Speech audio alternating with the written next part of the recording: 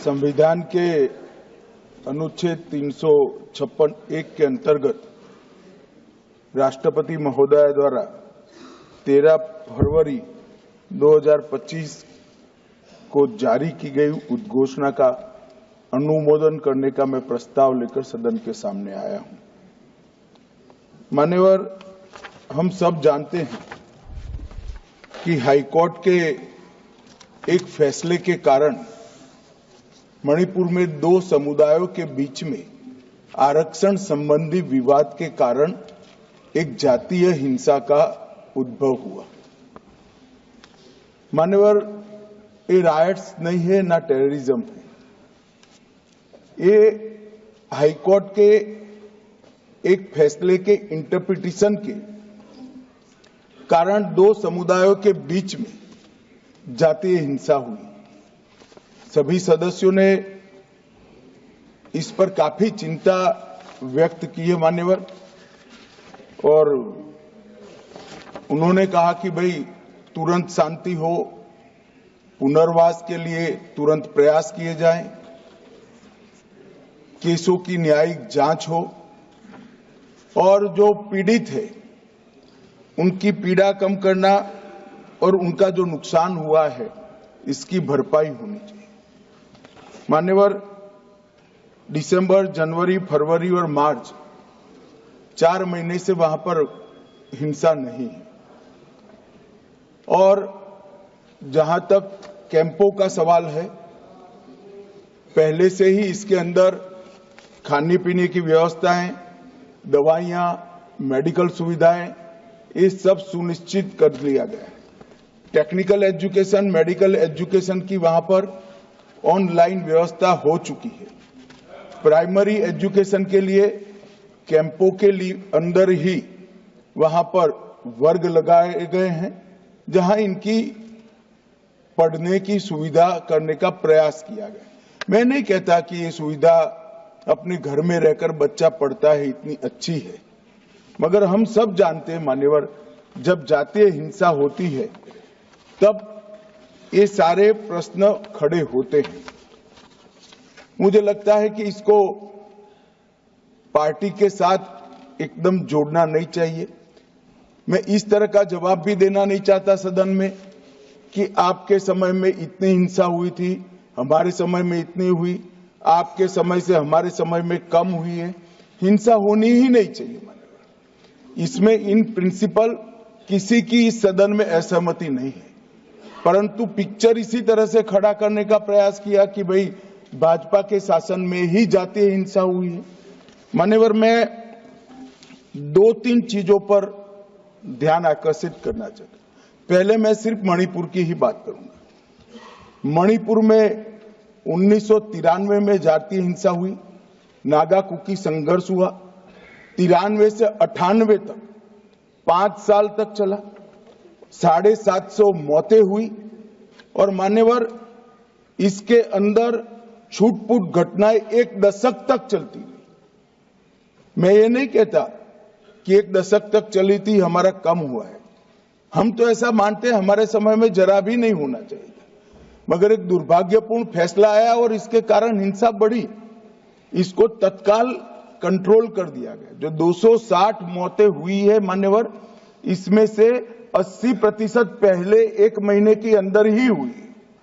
80%। बाकी सारी मौतें बाकी महीनों में होती गई।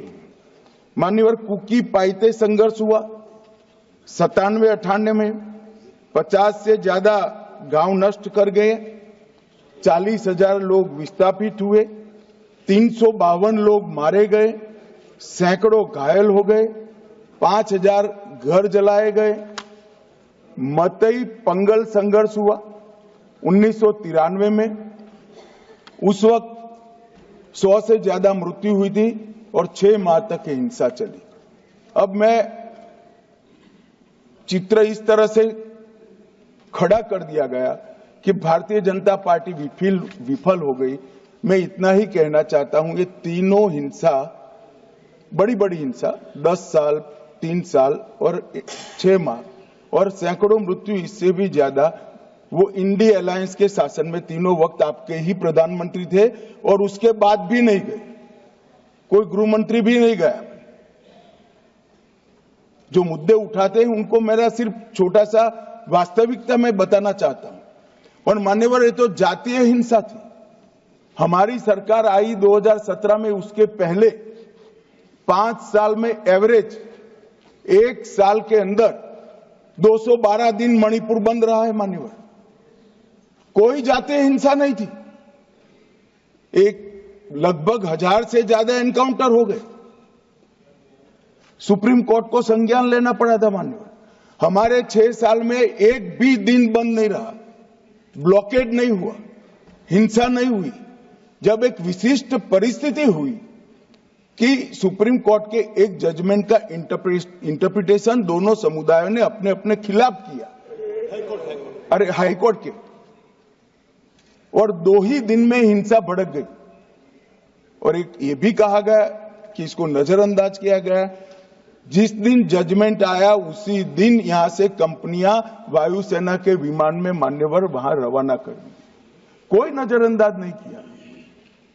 इस सब में हम सबकी संवेदनाएं बराबर है, भाई होनी ही चाहिए। परंतु मेरा आप सभी से भी विनती है कि सरकार शांति प्रस्थापित करने के सभी प्रयास, उच्चतम प्रयास कर रही है। कृपया इसको पॉलिटिसाइज न करिए। और पॉलिटिसाइज करना है तो फिर डिबेट होगी, उसमें जवाब भी पॉलिटिकल देना पड़ेगा। मगर मैं ये नहीं चाहता मान्यवर। मैं चाहता हूं जिसका भी मृत्यु हुआ है, इस सदन ने उसके प्रति सम्मान रखना चाहिए, संवेदना रखनी चाहिए, मन में दर्द भी रखना चाहिए। राष्ट्रपति शासन आने के बाद दोनों समुदायों से चर्चा भी हुई। 2 मीटिंग दोनों समुदायों के सारी संस्थाओं से अलग अलग हुई है।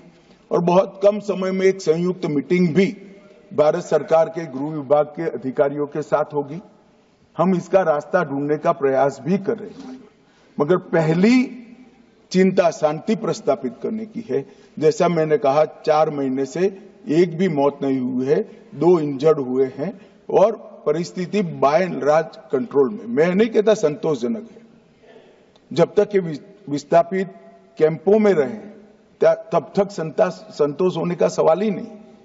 पुनर्विसान पैकेज पर भी अभी चर्चा चल रही है मान्यवर।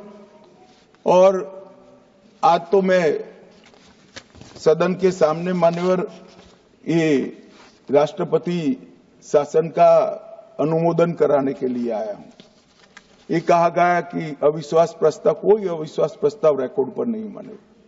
कांग्रेस पार्टी के लिए अविश्वास प्रस्ताव लाने के लिए इतने विधायक ही नहीं है कि वो अविश्वास प्रस्ताव ला।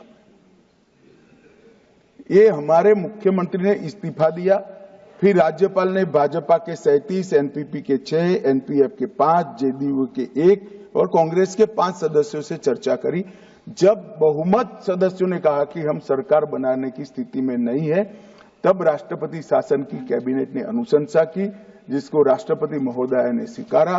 और जो सुप्रीम कोर्ट का जजमेंट है, इसके हिसाब से मैं 2 माह के अंदर इसका अनुमोदन लेने के लिए आया हूं।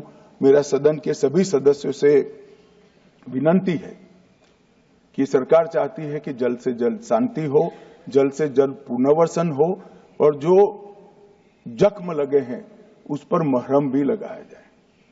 कृपया सभी दल एक मत होकर ये राष्ट्रपति शासन के निर्णय का अनुमोदन करें, ऐसा मैं आपके माध्यम से विनती करना चाहता हूं।